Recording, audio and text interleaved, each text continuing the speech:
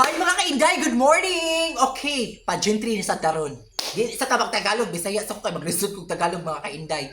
Okay, result karon sa Miss Universe Philippines 2025. Daghan jud kay komento kay ilang gusto na winner si Cebu City. Actually taga Cebu jud ko ha.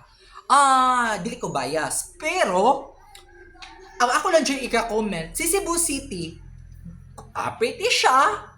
Mais kay Pasarela, Q&A. Actually, siya yung pinaka-the best sa Q&A. Pero, dili na ni IMG era. IMG era ba? Era na ni Hello the Universe. Kaya kung IMG era, dako og chance nga makadaog si Cebu City. Pero, Hello naman ang owner. Lahi na ang gipangita karon sa Miss Universe. Sumao, si Atisa Manalo deserve jud kay niya. Uy, pasarela para ni Atisa, face card pa lang ni Atisa. Sure jud ko niya ang marketability jud kay ang beauty ni Atisa. Kung ipada siya sa Thailand, okay?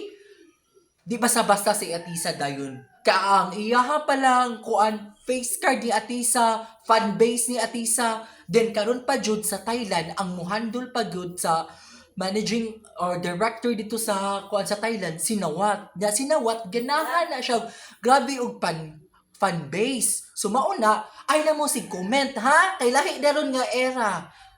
Mauna mga kainday. Thank you.